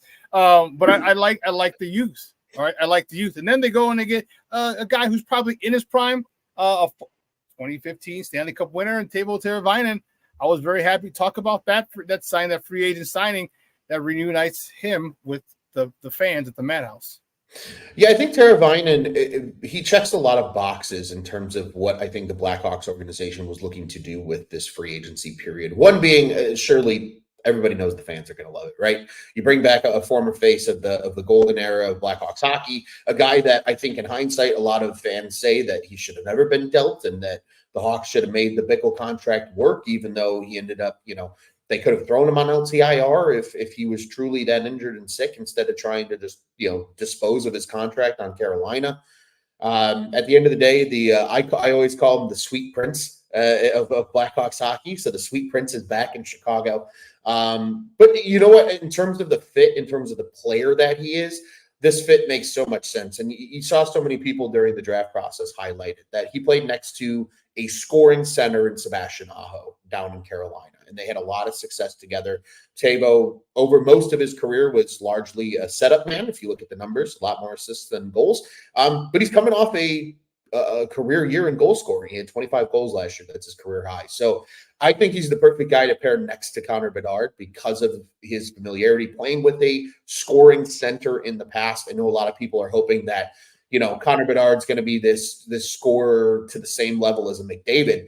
I think Connor Bedard's going to be more so a scorer to the same level as Ovechkin, because that's just his type of game. He's more of a pure shooter than he is a playmaker. He can still obviously make plays, but the shot is his number one asset. So getting a guy that can set him up and get him the puck on his stick in opportunities to shoot, that's going to be critical for Connor Bedard's development. And that was another big thing that a lot of these moves did. I've seen a lot of negativity about the moves made, and Tavo being a part of this, obviously. But sure, yeah, you're not playing the kids this year necessarily in the NHL. You're playing some more veterans, but it's the veterans that are here with the kids already here, the Vlasics, the Korchinskis, the Bedards, to get them to take that next step forward. And that's what's going to be critical. And Teuvo Teravainen does that with Connor Bedard. I fully expect 86 and 98 to be on the same line come opening night in Utah when they kick off the season on October 8th. I do too, and I think it's a great thing. So you're basically they're grooming the youngsters to be pros, to take the next step, and I think that's a great thing because Chicago hockey, when good, man, it really turns this city on its ear. When we saw it for a 7-8 year period where it was 100%. It was unbelievable, and the people out of the woodworks, it brought so many people together. People who didn't watch hockey on a consistent basis, it brought 100%. More eyes to that, which I thought was awesome. And now we're a little spoiled. Now we're like, you know what? I want hockey. I want to go into June. All right, not necessarily win the cup, but man, may get to the conference finals or something like that. Sure. And now we want that because we're so used to it. We're spoiled for so long. And now we want it back, and I think we're on the right path. A big reason too. I think they went and got Tavo because he's the only player on this roster that can directly cite being in Chicago during those runs. What better way to teach this current state of the roster how to, be a winner and what that's like? All you got to do is talk to Tavo because he can tell you what 2015 was like in this city and how crazy and chaotic it was when the Blackhawks won their third cup in 6 years. And he was around. He wasn't actively playing necessarily, but he was around during the 13 cup. He was in the organization. He saw the hype. And, as a 2012 draft pick, he's the perfect guy that now Connor Bedard and all these guys can look to and be like, tell me stories. What was it like in this city when this team was winning championships? Because then once you have that engraved in your brain, that's something that you as a player then want to strive for. But not only that, and guys, we're joined by Ron Luce from the On Tap Sportsnet talking Blackhawks hockey here on Shawn and Maya in the morning on Sports Zone Chicago. But not only that, I think here's another thing is that 15 season was different. 14-15 season was different because they should have won 14 as well. If that deflection off of Nick Leddy's jersey in Game 7 of the Western Conference Finals, all right, they would have gone and they would have destroyed New York as well. And now you're looking at a serious freaking dynasty. Now you're in there like, holy cow. That's 4 in 6 years. Now we're in the Edmonton category back in the 80s. Okay. Sure. And they came into that season, it seemed like, with a sense of purpose. I know you'd won one in 10 and won in 13, but they were on a mission because I feel they thought they knew they should have won that game 7 and gone on and won the cup in 14. They came really, really, really, really focused, more so I think than ever because I think kind of just like pissed, like you left it on the table. That's some shit you left on the table, and that's not going to happen to us again. And they came in and they really dominated. And I think that type of mentality, if they can have that sense of urgency or determination that 15 team had, all right, wow, this team is going to have long playoff runs very, very, very soon. Yeah, that 15 team was definitely the most unique in my opinion of the three because you look at 2010, it was this young upcoming team that was dominant. That ended up going on and winning the cup. Sure, they weren't the 1 seed in the West, but they were the 2 seed in the West. In 2013, they win the President's Trophy, right? They're the best record in the league, shortened season, but they go on a run and they win it again. The 15 team, I think, was the first time that we saw them flex their muscles as a playoff performing team. Because a lot of people forget that was under the new structure that we're used to and accustomed to now in NHL playoffs, where it was the top 3 in every division make the postseason with 2 wildcard teams. The Hawks were the number 3 team in the division that year because St. Louis had that huge run that year. There was a lot of other really good teams in the Central that year. And a lot of people forget, like the Hawks kind of limped into the playoffs that year. no pain down the stretch because of the injury. That's what allowed them to go get Antoine Vermette and Kimo Timonen at the deadline. And then they got to the playoffs, and that's when they really put their foot on the gas. That was the first time that they really flexed their muscles as a veteran team in the postseason. I think that's why that cup was so cool. Yeah, it was. Goaltending. Talk to me about that situation, because we're starting to build. We're getting wingers, we're getting forwards, and got to defenseman, our number one overall pick. But what about the goaltending situation? Are you happy with it? I mean, who's the youngsters that you want to see get more time? Talk to me about that situation going into this season. I like how they have the goaltending set up for this season. I really do, because right now you sit here and you look back at it and you say, well, Arvid Soderblom just couldn't get better because teams knew how to attack him at the NHL level. And that is the big difference, especially for goalies, between the NHL and the AHL, is teams know your weaknesses and they're going to exploit them at the NHL level. So being able to pretty much tell Arvid Soderblom, hey, go back to Rockford and work on your craft again with Drew Comesso, and you guys are kind of the two-headed monster down there in Rockford for most of the season, assuming nobody gets hurt at the NHL level or even nobody gets hurt at the AHL level. That's going to be a good tandem for the Rockford Ice Hogs to continue developing. It's also going to be a good tandem for the Rockford Ice Hogs to be competitive in the AHL, because when you have competitive AHL teams, we saw this with the Washington Capitals for the last decade plus when the Hershey Bears have been so good. It's because they're able to take those guys at the AHL level, teach them how to win, and then get to the NHL level and know how to win. So I think that's something that they want to do this year with Rockford as well. At the NHL level, I mean, we all knew it was going to be another 2 years of Peter Mrazek. He earned that extension. There was a lot of games where he kept the Hawks in it. They should have not been in it last season. So he had a really good campaign. It wasn't great, but it was good. And I really like the addition of Laurent Brossoit. I think Brossoit is – he was one of these like highly touted goalie prospects early in his career with Edmonton. And a lot of people had hyped him up. And he never quite worked out with Edmonton. Those were also the really bad days at Edmonton as well. He kind of moves on and becomes a little bit of a journeyman. He goes to Vegas. He wins a cup in Vegas as a part of that run for 2 seasons. Last year, he's in Winnipeg as Connor Hellebuck's backup and has a really good year, .927 save percentage, a 2 goals against average. I mean, he was really, really spectacular. 22 starts, he was 15-5-2. I mean, that's really hard to do as a backup goalie. I think he's excited about the opportunity to truly be kind of a 1A, because I think you're really going to see almost a dead even split of those two at the NHL level this year. I expect them to both play about somewhere between 35 and 42 games. One of them might get the slight nod over another, depending on who's playing better. But I think it's a good opportunity for Brossoit this is the most money he's going to make in his career as well, making $3.33 for the next 2 years. I really like the move. I think he was kind of a sneaky goalie addition. It was kind of a weak goalie market this year, just not a lot of guys available. And you heard at the draft that they reportedly were talking about taking a goaltender in the 3rd round.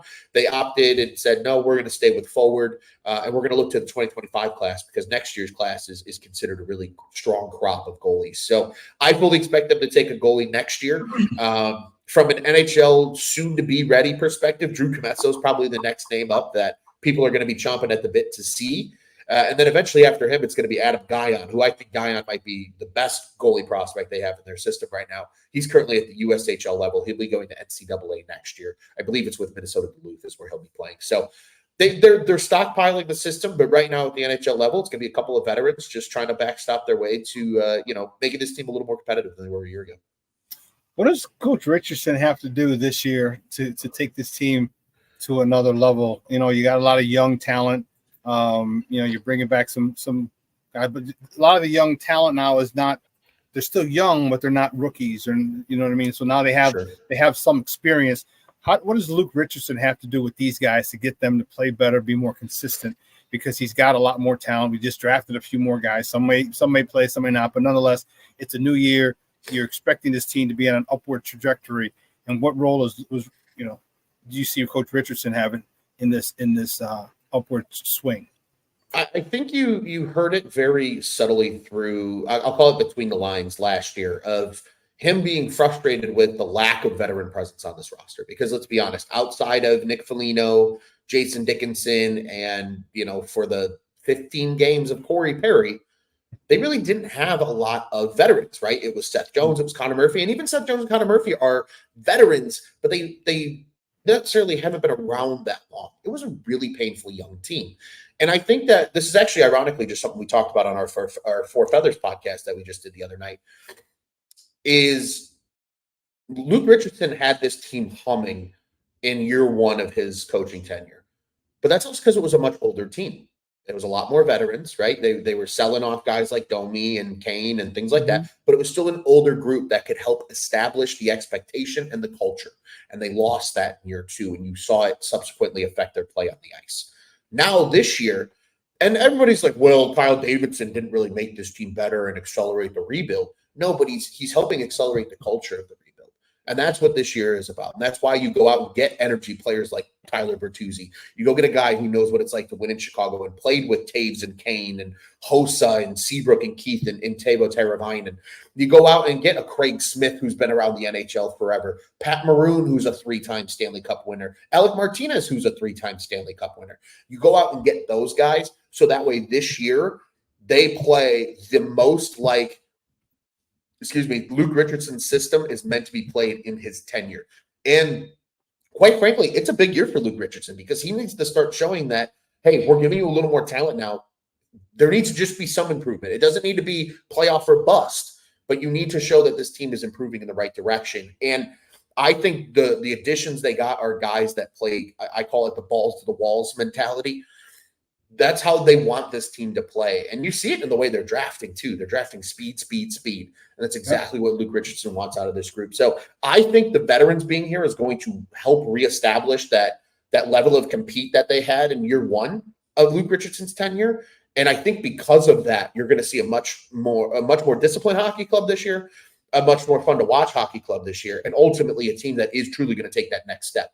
I think this is a team that at the end of the season is probably about 7 to 10 points out of a playoff position, which I know that doesn't sound great, but compared to the last 2 years, that's a huge improvement over what they were, being a bottom feeder the last 2 years. Yeah, and I'm looking forward to Bedard's second year. All right, I want to see, because if you caught some of the interview with Jason prior to you, we were talking about how Angel Reese and Camila Cardoso, like they didn't have an offseason, all right? They went right from the Final Four, and 2 weeks later was the draft. 2 weeks later was mini camp, a training camp, then their preseason, you know what I mean? So they have no offseason, all right? When you go from, but here, now I want to see Connor Bedard. I want to see him. I don't expect it to be 210 pounds, no, but I get, have a little more strength, all right? Be able to hold some people off a little while he's skating. I want to see a lot of these youngsters just get stronger because, we saw with Kane. Kane was a little wiry dude when he came in, fast as hell, but again, if he got caught, and remember the Kings used to catch him, and the Kings were big guys who could skate fast, all right? But he put on weight, and that's why I want to see how his sophomore season in the NHL, because gained some confidence, gained some, again, I'm sure he's going to be wearing the C this year. If not, it should be this year, but if not, it'll probably be next year.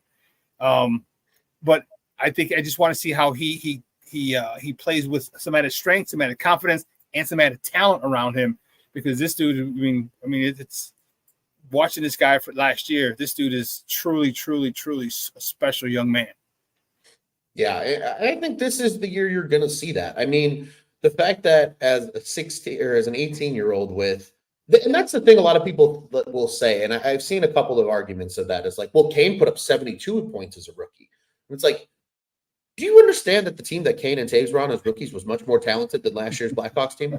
Like Robert Lang and some of those guys, Marty Havlat, like those were good hockey players on that team. They had an okay team. They almost messed around and made the playoffs that year. I distinctly remember the run down the stretch, them missing. I think they ended up missing by 3 points of the last playoff position. They almost got there. And everybody was like, oh, this team's going to be fun next year. And lo and behold, what did they do? They went to the conference finals against Detroit, ultimately lost, and then win Stanley Cup in year 3.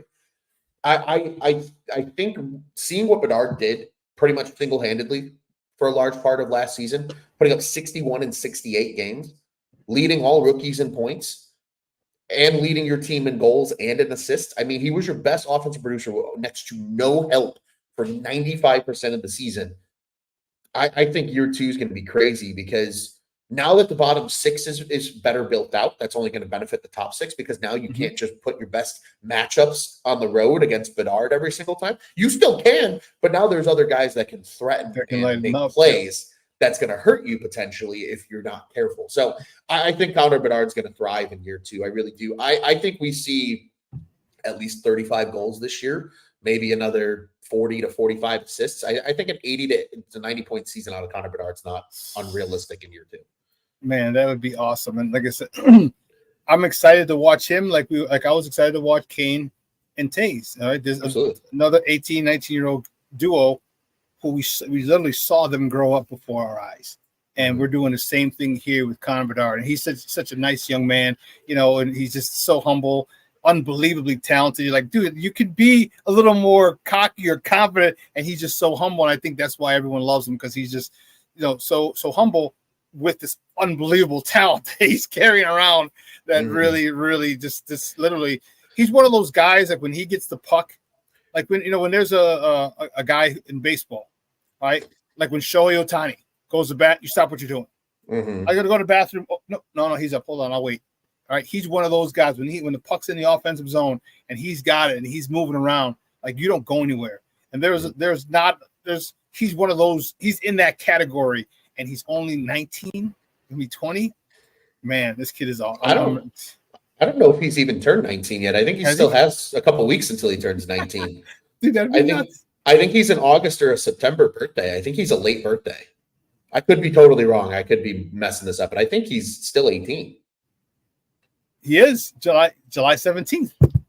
July 17th. Isn't that crazy? He hasn't even turned 19 yet, and I mean he's already got a Calder. He's the youngest Blackhawk to win the Calder because of his birthday being so late. He takes home the trophy as an 18-year-old. Dude, that's awesome. Ron, great stuff, buddy. I appreciate it as always. But do me a favor, let everyone know where they can find you and your work online.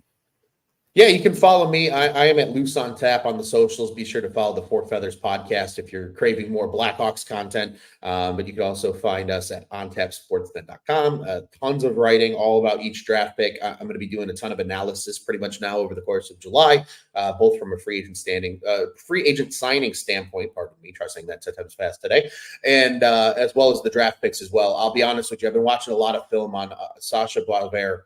And I'm starting to like that kid at the number 18 pick. I'm starting to eat my own words about not being happy about the overall selection. So be sure to check all that out on ontapsportsnet.com. And quickly, Brian Hendren, I believe I am technically related to Bob Luce, according to my father. He's like a second cousin on my dad's side. That's a question I get very often. Remember, I asked you that question. If there's any relation. There supposedly is a relation. Not that I'm not really like connected with him or anything of that nature or knowing that side of the family, but there is he is supposedly a cousin. So it's a distant relative. But no, as always, Shawn, I appreciate you. It's fun to talk Blackhawks hockey. Anytime you need this offseason, we didn't even get to everything today. So definitely not. You need to talk more Hawks. You let me know, and I'd be happy. Definitely. What do you got going for the holiday? I'm pumped. I'm off today. I took today off and then off the rest of the week. I'm playing a little golf today because now that I have a new background behind me, I don't get to play golf as much anymore. On the 4th, really, really excited about this. A big shout out to my buddy Brendan Duvall. He served in the Marines, did a couple tours, saw combat, lived in Arizona for like the last 5 or 6 years. He's home officially as of today for good.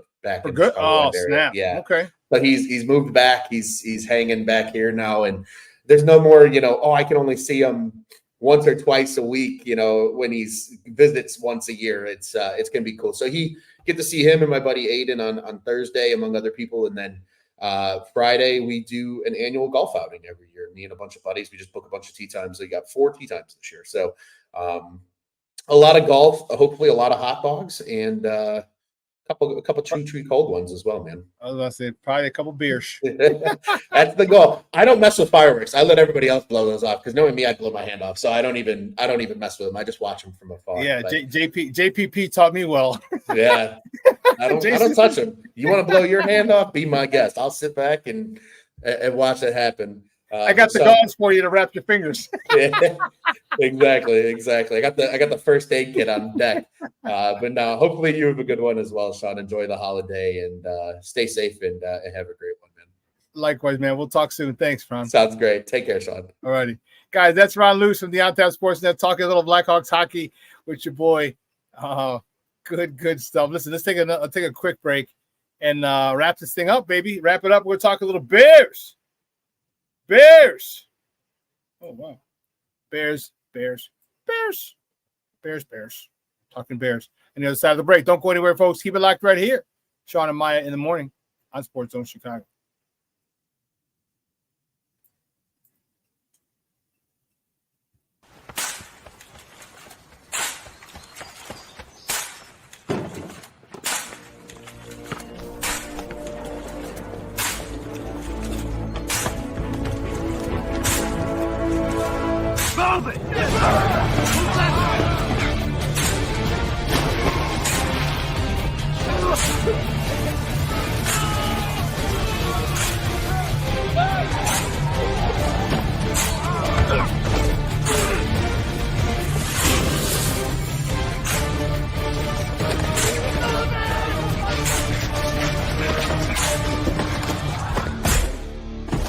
Many will hear the calling. Few will earn the title. United States Marine. The few, the proud, the Marines.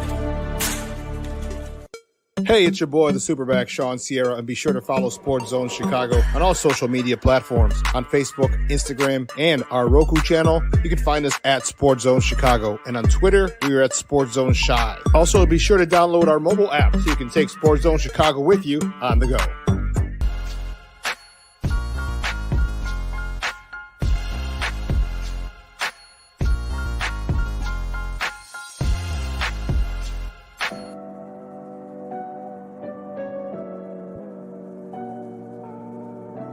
How do you take care of your mind health?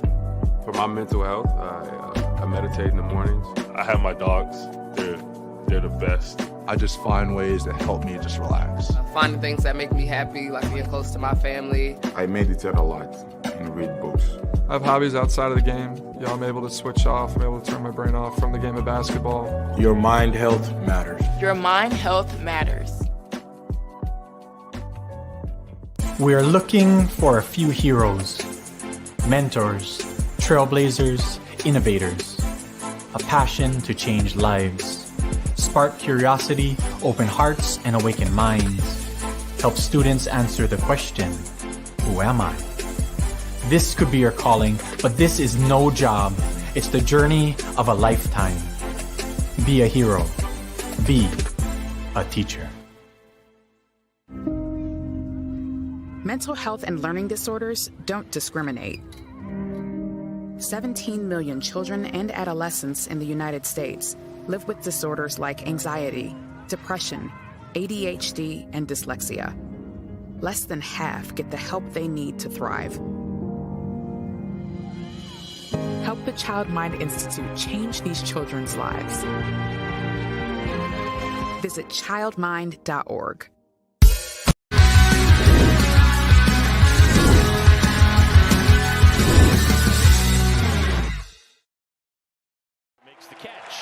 There's Trey Turner, chopped towards third. Morrell off balance, strong throw. Nice pick. Wisniewski, and a swing and a miss. Struck him out. Hayden his first punch out. Little one. Cody Bellinger with Horner at first and 2 away. Philadelphia with a 3-0 lead over the Cubs. High drive, deep right center field. This will one hop off the netting in right center. Around third. Coming home is Nico Horner. He's going to score without a throw. RBI double. Cody Bellinger, and the Cubs are on the board. It's now 3-1 Philadelphia. Line drive bullet to gap. On the slider. 1 away.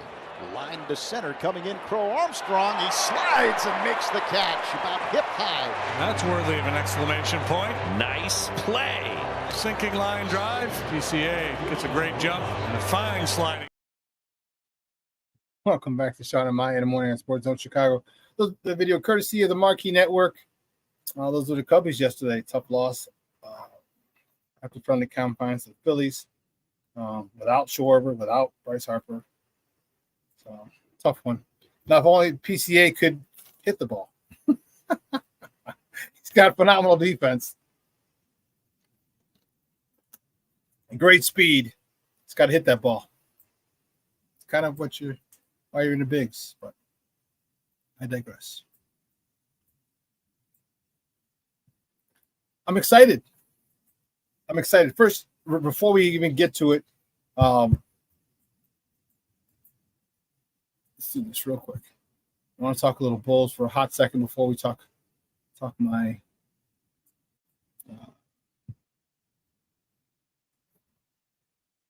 So here's what the Bulls did. Jalen Smith, 3 years, $27 million deal. Going younger, 25 years old. All right, that kind of signals the end of Vooch. You know, they're going to try and move. I believe they're going to try and move Vooch. They're already trying to move Zach LaVine. That's been unfruitful. Their attempts have been unsuccessful in moving him. So it looks like he's going to have to play a little bit of the season, and maybe someone will trade for him at the trade deadline. Vooch, you know, if you're serious about this, you're serious about that.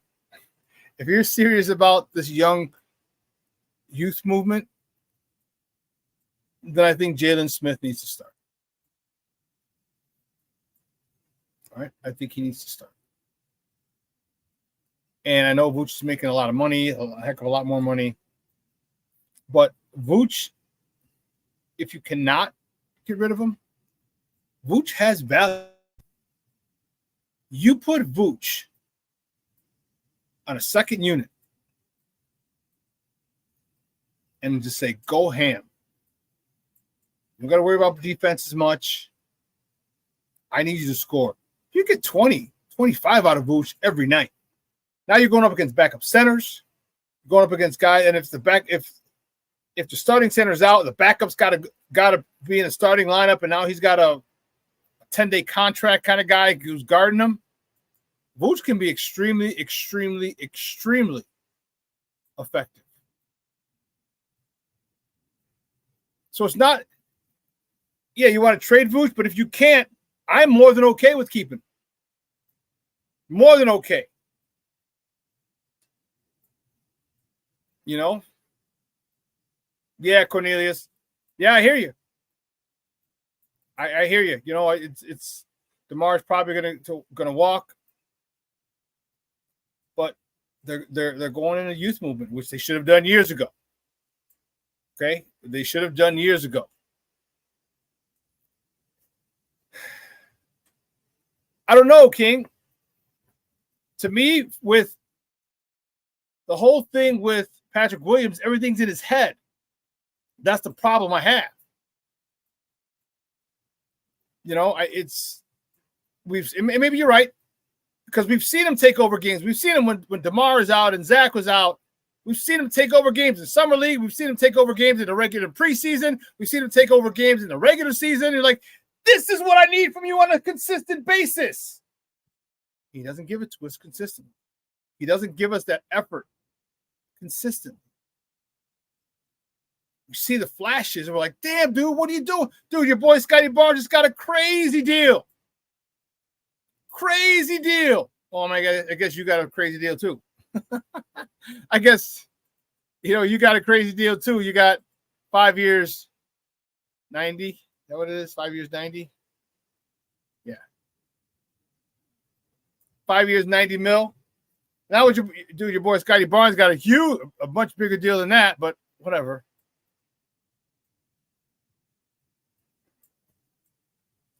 Do you think they're gun shy a little bit? You think they brought Patrick Williams back because you saw when they got rid of Lowry, Markkanen, and what a stud he is now? I think that may have something to do with them re-signing him. You know, I think that they just don't want to give up on him because remember, he's a one and done. So yeah, 4 years, 23 years old, 22 years old. Like he hasn't even started to hit his prime yet. Not even started. by the time he gets out of this $90 million contract, he will be entering his prime. He will be entering his prime once he comes out of this contract. You know, you traded, you got a new point guard. Could signal the end of Lonzo Ball. All right, you're probably going to let DeMar walk. You sign a young center.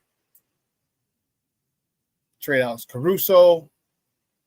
Yeah, the youth movement is in full swing. So, you know, a lot of veterans are probably jumping ship. Say, hey, I see I get off at this stop. You guys are going express. It's not my speed. But anyway. I'm excited. Bears football. Our rookies return to mini camp soon, and we'll be back. We got a couple weeks. I think it was the 24th, 25th. The dates for everybody's there, and I'm excited. I think we're all excited. You know, we got a lot as a fan base. We got to lick our wounds. It was a pretty vicious battle that we had. It was a little civil war with people. You know, it's amazing that people was getting that, but the Bulls were caught between a rock and a hard place. Same thing would happen with Zach. You want to let him walk, or do you got to give him the max? And they gave him the max. So yeah, so P. Will, you know what? I'll tell you what, very fortunate, because I don't think he did anything to deserve that 90 mil, anything at all. But that's the cost. That's the cost of doing business now in the NBA. We need it. Off the dub. I do. We're a much younger team. We got to get out and run. We got to get out and run. All right, no ifs, ands, or buts about it. You have youth. You know the old saying, youth is wasted on the young. You have athleticism. Let's get out and run. Hell, Kobe White's only, 24, 25? It's crazy. He seems like he's been in the league for years. You still have a lot of young players. You still have a lot of youthful players. And Kobe White's not even in his prime yet. He's about to enter his prime. So I agree with you off the dub. We need to run. Run. Yes, very athletic.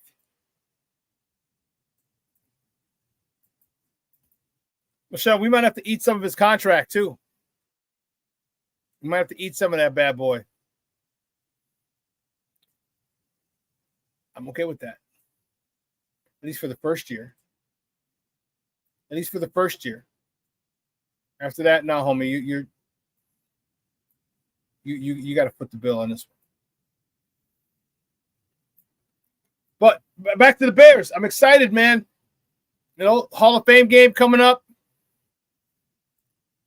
That's going to be dope. I still haven't decided if I'm going to be able to make it or not. We'll see how it goes. It's going to be fun.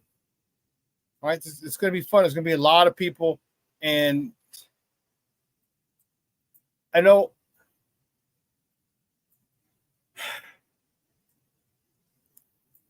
my stance is also a little bit. I'll be a little more lenient with Caleb.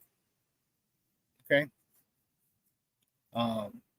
Part of it was I was just annoyed with the Caleb cult. You know, I'm gonna be a little more patient with him, but he's got to show up.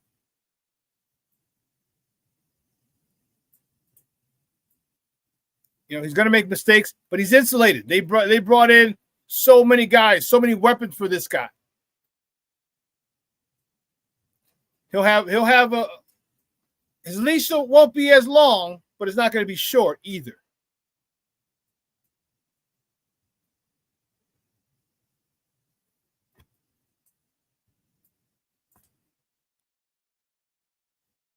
If Caleb scores on the first drive in the Hall of Fame game, do we sit him? No.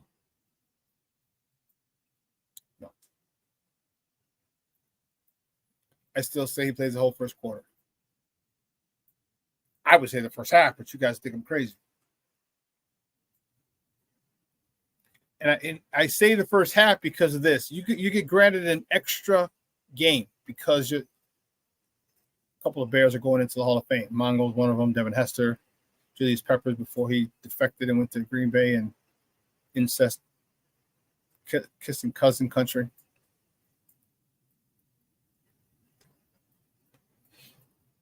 So you have an extra game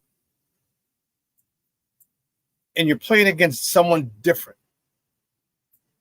All right, you're not going to be playing against the same guys. You're not going to know the tendencies of the guy across from you like you do at the end of camp, or by the middle of camp.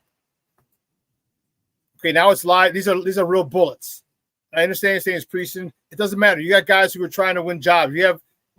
There's still a competitive nature because the only way you can play football is 100%. That's the only way you can truly play football. So Caleb needs reps. And if they're giving you another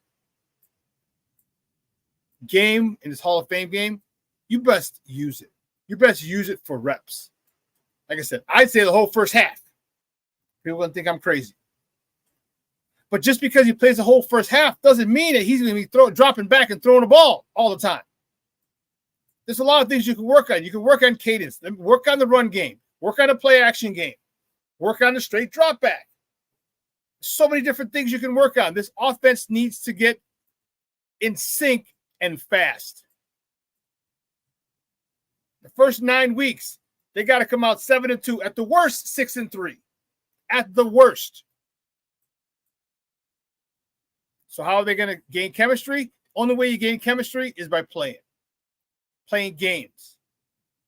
Preseason or not, playing games, not practice.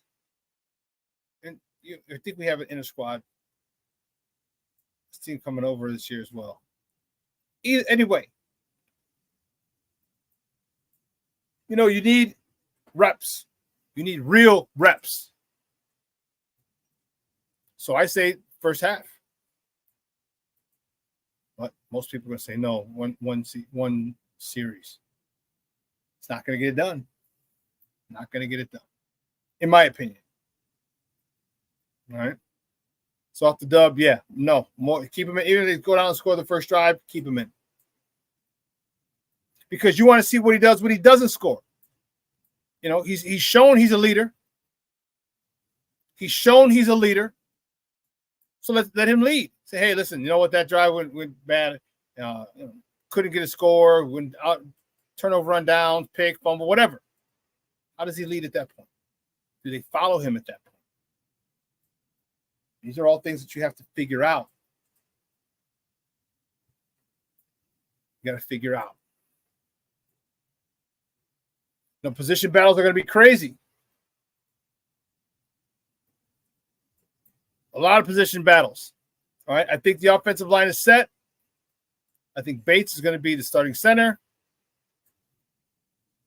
Nate Davis and Tevin, the starting guards. Wright and Jones, the tackles. Everyone else. And we were talking about it on Nomad yesterday. Without Ben Davis being at camp or participating, he was at OTAs. He was there, but so my question is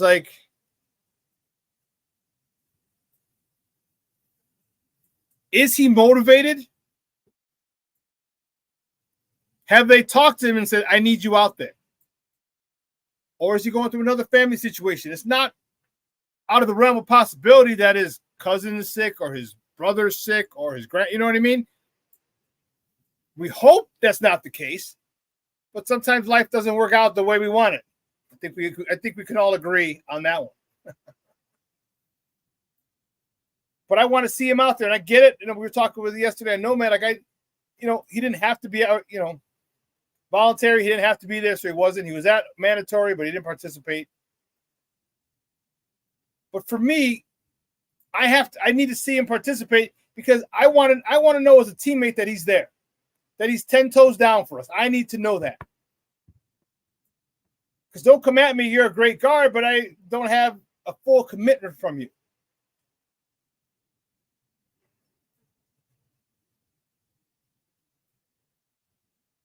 If I don't have a full commitment, man, I don't want him out there. Because I don't know what I'm going to get. Are you feeling good Are you feeling good this rep? So I'm going to get everything we got? Or what you know what I mean? How inconsistent are you? It just shows a good faith is what I would have loved to have seen. A show of good faith and say, hey, listen, I'm here. I know last year was an anomaly. All right. I'm down. That's all I want. That is all I want. Couldn't do that. He chose not to do that. And they talked about when no one's complaining. Maybe Coach Eberflus said, hey, we don't talk about people who are not here. All right, don't bring that up in sessions. The media is going to try and bring it out of you. Okay? Don't bring it up. If they do, just say, no, it's fine. Coaches are cool with it. We're cool with it.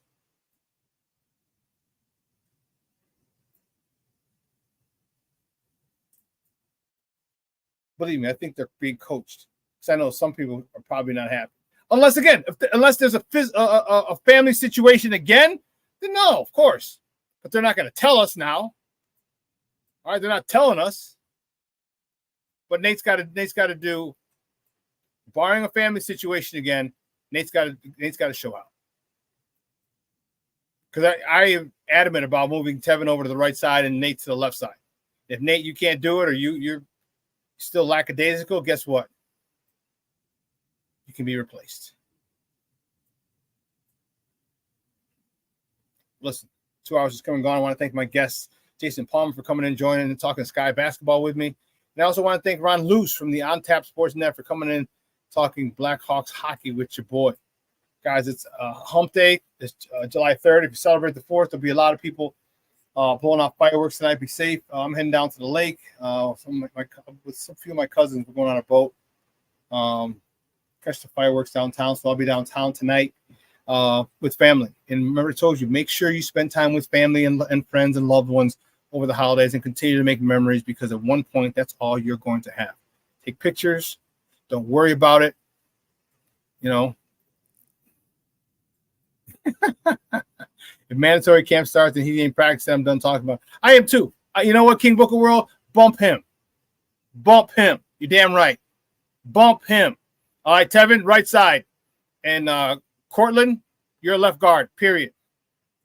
End of story. Ain't got time for these damn games. Yeah, eat some barbecue off the dub. Yeah. Actually, I'll do that Saturday at my cousin's graduation party. But yeah, I want to thank Jason for coming on. I want to thank Ron Luce for coming on. And I want to make and hope you guys, if you celebrate the 4th, hope you have a happy and safe 4th of July. As I always say, make sure you make memories with your family, friends, and loved ones. We don't know when we're going to be gone. We don't know how many more holidays we have with them. Okay, so make the most of every time. Family with cousins, which is pretty cool. I love. I'm right in the middle. Like I'm in the middle of like my younger cousins and my older cousins. There's only like 2 of us or 3 of us in a 1 or 2 year age group. Me and Chuck, I think. Me and Chuck's a year younger than me. And everyone else is 4 years older, or at least 4 years older or 4 years younger. All right, so I'm kind of like the glue. I get to hang with both people. So I'm going to be hanging with my older cousins this week, weekend. So it'll be good. I'm going to enjoy it. Just, again, make memories. So you do the same. So, guys, you have a very, very safe holiday. Off the dub, get some barbecue if you can. All right, just enjoy it. I can't stress that enough. Enjoy it. Continue to make memories. All right, we can talk about it for days and years to come. And just spend time, because man, it moves fast. All right, so for everyone here at Sports Zone Chicago, Elliot Baez, our executive producer, Clarence Counsel, our social media guy, and my co-host, Adam Sencha Maya. Guys, I'm your boy, the SuperBack, Shawn Sierra. This will replay tonight at 6. All right, guys, have a great day. Friday, it'll be another rerun, and I'll be back next Wednesday live. I'll be back next Tuesday at 3 p.m. with Nomad, all right, with our daily Bears talk. And I'll let you guys know. You guys asked if I'm going to be up at Hallis Hall. We're going to see if I can get credentials. Have my guy reach out to the Bears and see if I can go and cover camp. And again, if I am, it may alter my Wednesday show. So just so you know. But All right, folks, I am getting out of here. I got to go pick up the warden. She is in her CrossFit class. I got to go pick her up. So for everyone here at Sports Zone Chicago, guys, I'm your boy, the SuperBack, Shawn Sierra. Have a wonderful day. It's going to be warm out there. Get to a pool. All your people who got pools, hit them up. Hit them up. All right, I'm out of here. Have a great day. Sports owners, I love you, and I appreciate the love and the support. It means a lot to me. All right? The boy, the SuperBack, I am